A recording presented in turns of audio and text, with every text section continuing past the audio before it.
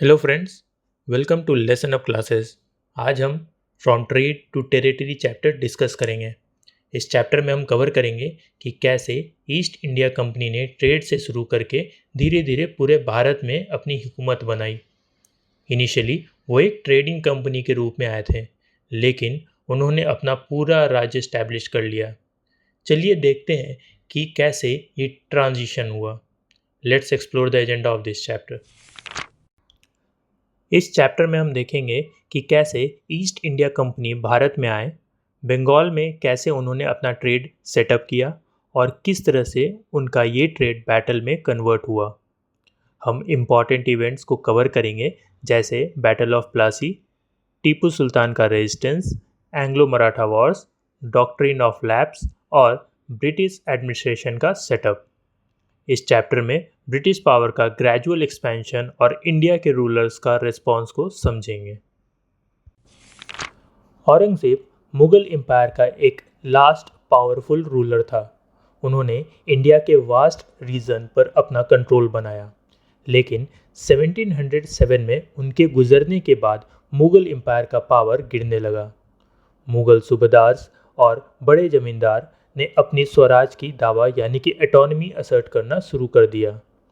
Central authority कमज़ोर पड़ने लगी और नए रीजनल किंगडम उभर के आने लगे, जैसे हैदराबाद, अवध और Bengal. So the stage was set up for the British expansion in India. Britishers को अपनी पावर बढ़ाने का एक मौका मिला क्योंकि रीजनल पावर डिवाइडेड थे। ब्रिटिश इनिशियली एक ट्रेडिंग कंपनी के रूप में भारत आए थे। उनका प्राइमरी ऑब्जेक्टिव था ट्रेड को एक्सपैंड करना। 1600 में क्वीन एलिजाबेथ वन ने ईस्ट इंडिया कंपनी को एक रॉयल चार्टर दिया था, जो ईस्ट इंडिया कंपनी को ईस्ट में ट्रेड करने का एक्सक्लूसिव राइट देता है। इनिशियली दे वेर रिलक्टेंट, मतलब वो झिझकते थे इंडियन टेरिटरीज को एक्वायर करने के लिए, लेकिन धीरे धीरे उन्होंने अपने मिलिट्री स्ट्रेंथ को बढ़ाकर इंडियन रूलर्स को टारगेट किया ताकि उन्हें मैन्युपुलेट करके अपनी पावर एक्सपैंड कर सकें। कंपनी का रोल ट्रेडर से कॉन्करर में बदल गया और उन्होंने एक वास्ट यानी कि एक बड़ा एम्पायर स्टैब्लिश किया।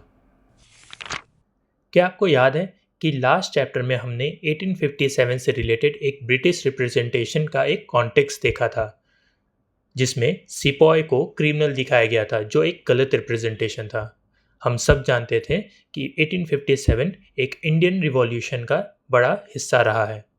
1857 का रिवोल्ट इंडियन हिस्ट्री का एक मेजर टर्निंग पॉइंट था।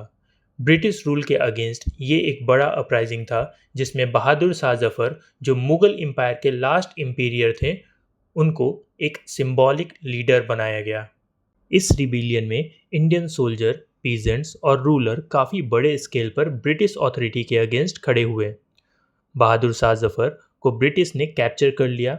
उन्हें कैप्टन विलियम हॉडसन ने अरेस्ट किया और इनके बाद उनका एक्साइल मतलब देश निकाला कर दिया गया। उन्हें रंगून में एक्साइल किया गया था। 1857 के रिवोल्ट के बाद ब्रिटिशर्स ने मुगल एम्पायर को ऑफिशियली ख़त्म कर दिया। बहादुर शाह जफर के बेटों को विलियम हॉडसन ने मार दिया और जफर को एक्साइल में भेज दिया। इसके बाद मुगल एम्पायर का अंत हो गया और ब्रिटिशर्स के कॉलोनियल रूल का रास्ता बिल्कुल साफ हो चुका था।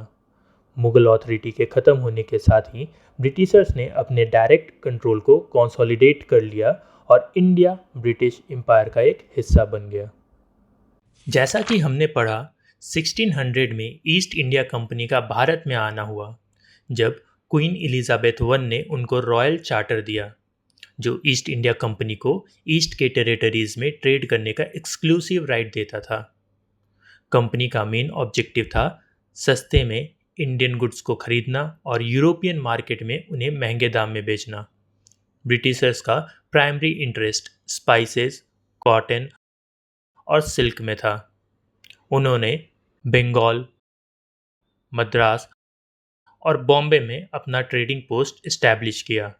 धीरे धीरे उनका ट्रेड एक्सपैंड होने लगा और पॉलिटिकल कंट्रोल भी।